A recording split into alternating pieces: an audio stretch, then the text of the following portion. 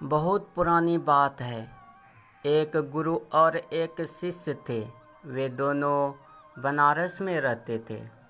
एक दिन किसी कार्य उज्जैन जा रहे थे। उज्जैन जाते जाते उन्हें रास्ते में ही रात हो गई। चारों ओर घना जंगल था और अंधेरी रात थी। इस तरह रात्रि में जंगल में रुकना सुरक्षित नहीं था। रात होने पर भी दोनों चलते रहे। तभी उन्हें एक गांव दिखाई दिया। गुरु और शिष्य दोनों ही गांव में चले गए। गांव में उन्होंने एक झोपड़ी दिखाई दी। गुरु ने शिष्य से कहा कि आज हम इसी झोपड़ी में रुकेंगे। गुरु और शिष्य दोनों झोपड़ी में गए और झोपड़ी का दरवाज़ा खटखटाया। झोपड़ी से एक गरीब आदमी बाहर आया और गुरुजी उस व्यक्ति से बोले, हम दोनों बहुत दूर से आ रहे हैं और रात्रि अधिक हो गई है। जंगल में रहना खतरे से खाली नहीं है, इसलिए हम रात्रि में यहाँ रुक चाहते हैं। वह व्यक्ति गरीब अवश्य था, किंतु दिल से बहुत नेक था।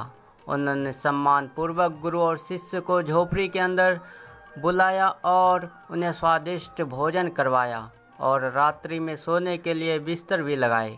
भोजन करने के पश्चात गुरुजी ने उस व्यक्ति से पूछा, तुम्हारा घर तो बहुत छोटा है, किंतु तुम दिल के हो, तुम धनवान हो बहुत, तुम्हारी रोजी रोटी का साधन क्या है? उस गरीब व्यक्ति ने गुरु के मुंह से अपनी प्रशंसा के लिए धन्यवाद दिया और बोला, मेरे पास इस गांव में सबसे अधिक ज़मीन है, किंतु वह ज़मीन बंजर है, जिस पर किसी भी प्रकार की खेती संभव नहीं है। इसलिए मैंने अपनी रोजी रोटी पालन के लिए एक भैंस पाल रखी है। उसी भैंस का दूध और घी बेचकर मैं अपना रोजी रोटी चलाता हूँ। उस व्यक्ति की बात गुरुजी को कुछ अजीब सी लगी, किंतु वह कुछ नहीं बोले और सोने चले गए। देर रात में गुरुजी उठ गए और अपने शिष्य से चलने के लिए कहा। दोनों गरीब व्यक्ति को बिना बताए घर से निकल गए और जाते जाते गुरुजी उनकी भैंस को अपने साथ ले गए। अपने गुरु का यह आचरण शिष्य को अच्छा नहीं लगा और बोला, गुरुजी, इस गरीब व्यक्ति के पास रोजी रोटी का यही एकमात्र साधन है। अगर हम इसे ले गए तो यह व्यक्ति अपनी रोजी रोटी कैसे चलाएगा? अपने शिष्य की ऐसी बातें सुनकर गुरुजी मंद ही मंद मुस्कुराए और शिष्य से बोले, आज से ठीक 10 वर्ष पश्चात तुम इसी स्थान पे आना और इस व्यक्ति से फिर से मुलाकात करना। भोर होने के पहले ही गुरु और शिष्य भैंस लेकर उस गांव से बाहर निकल गए। धीरे धीरे कई वर्ष बीत गए। 10 वर्ष बीतने के पश्चात चेले को गुरु की बात याद आई। उसे फिर से गरीब व्यक्ति के घर जाना है। शिष्य फिर से उसी गांव में गया।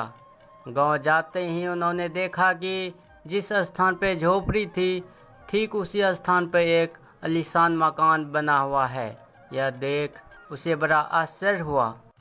शिष्य मकान मालिक से मिलना चाहता था। जैसे ही शिष्य मकान के पास गया, उसने उसी गरीब व्यक्ति को देखा, किंतु इस बार गरीब व्यक्ति बहुत अच्छे कपड़े पहने हुए थे और देखने में बहुत ही प्रसन्न प्रतीत हो रहा था। शिष्य उस व्यक्ति के पास पहुंचा और बोला, क्या आपने मुझे पहचाना?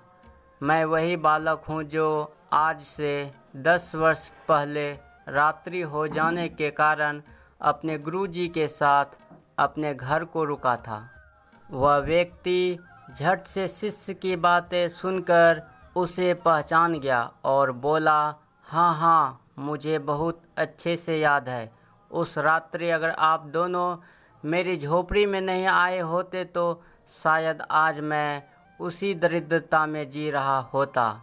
उस रात आपके जाने के बाद मेरी भैंस भी कहीं चली गई और मेरे रोजी रोटी के लाले पड़ गए। मैंने अपनी बंजर भूमि पर मेहनत की और अथक परिश्रम के पश्चात उस ज़मीन को उपजाऊ बना लिया और अब उस बंजर ज़मीन पर मेरी हरी भरी फसलें लहरा रही है। इस ज़मीन की बदौलत मैं आज इस गांव का सबसे संपन्न किसान बन गया हूँ। शिष्य को अब समझ में आ गया कि गुरुजी उस रात उस व्यक्ति की भैंस क्यों ले गए। शिष्य के मन में अब अपने गुरु के लिए पहले से कई गुना अधिक सम्मान था। शिक्षा। गुरु और शिष्य की इस कहानी से हमें शिक्षा मिलती है कि गुरु द्वारा लिए गए निर्णय देखने में भले ही कठोर लगे, किंतु वे लोगों की भलाई के लिए ही उठाते हैं।